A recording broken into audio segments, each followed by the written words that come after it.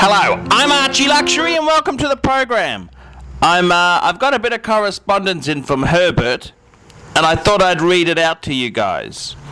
Hi Archie, the best I can remember it. This is the guy who was caught doing 290 by the police. Unfortunately, I cannot find any photos of the car as it was before I had an iPhone. It was quite a few years ago and my friend had decided he was going to buy a Lamborghini Murcielago. Early one winter's morning, we were having coffee on Park Road at Milton when a bloke turned up in a Porsche 911 RS GT3. As we are about the only ones there, he assumed the car was ours, my friend's. We had a bit of a chat. He was a really nice guy. Anyhow, he made a comment that it was unfortunate that Lamborghini had lost their way and that the Murcielago was not as good as its predecessors. My friend, also a really nice guy, politely disagreed, stating something like Porsches were six-cylinder Beetles. After a bit of back and forth banter, this bloke said he was due on the coast to see some clients. I said we were headed to the coast as well. My friend said, look, it's early, not much traffic, how about a wager? Last one to Smith Street, shouts lunch at the V. That's the Palazzo Versace at the Gold Coast. It was agreed with a handshake. I remember the gorgeous, I noticed these things. Waitress said, okay boys, drive safely. My friend turned to her and said no. It was on. We topped the Lambo out at 3:05. The other bloke got to 293 apparently. He must have been on red line. Anyhow, we ripped past the police just before Dreamworld and were pulled over. By that time, 2 police cars on Smith Street after we had slowed back down to the speed limit. The way we were stopped, our 2 cars were together on the side of the road, much to the bemusement of passing traffic. The first thing my friend and the other bloke did after getting out of their cars was shake hands. I don't think the police officers saw the funny side. They looked very serious. I didn't really hear the conversation with the police. My friend said it was just the usual, why were you driving so fast, etc., etc.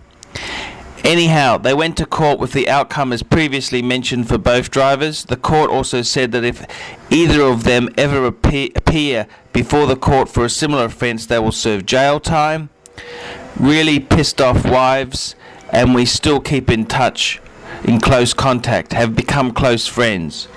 My friend now drives a Range Rover and has 3 kids, so he has slowed down since. Although he said to me last weekend he was lusting after a Mercedes AMG SL65 in black. That's how I remember it. By the way, the lunch that day was excellent. And I just got another email in from Herbert, and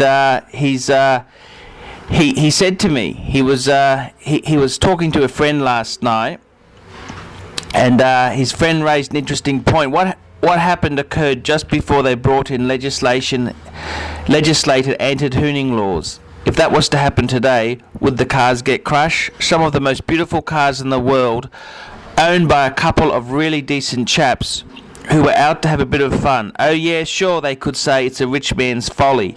But if that happened today, would the magistrate be so generous? It seems the whole law is up the shitter in this regard. Yes, they need to do something about these bogans, rednecks, feral turds on our roads. But does mum on her way to dropping the kids off at school have to fear us? No, this is because we were educated, sensible individuals who recognise there is time and a place. We are not these half-bred fuckwits who do burnouts in suburban streets with their doof-doof music. These people should be taken off the road permanently. They're what public transport is for. Another point. Myself and my friend have done a number of the driving courses in Australia, which were quite crap, but also in Italy with Ferrari and Lamborghini, and in Switzerland, which was brilliant. I strongly recommend to anyone who out there who owns a supercar or desires to own a supercar, get trained in high-speed driving. It's a lot of fun and you'll learn some pretty serious skills. And you know what? If an accident happens, well, that's my problem. I take all the risk, and using self-sensibility, I drive at speed when there is nobody else around, and if I didn't a guardrail, I'll pay to fix it. And if ambos and rescue guys don't like it, well, that's what they're paid to do. That's the career they've chosen. If you don't like it, get another job. People have been driving fast and have been killed at speed since the invention of the chariot. What's new? Sometimes accidents happen. Society needs to move on.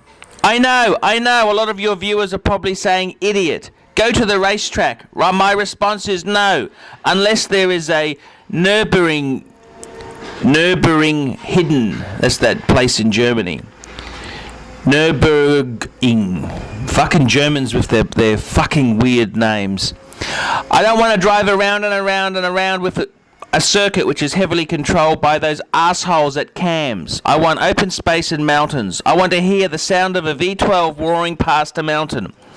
I want pretty girls. I am married, but you know what I mean. To pervert. I want to see the sunrise at 200 plus kilometers per hour on an open freeway. That's what life is all about, and that is why people buy supercars.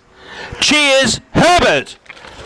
I'd like all my fans and viewers out there to comment on Herbert's thoughts. The thoughts of the super rich.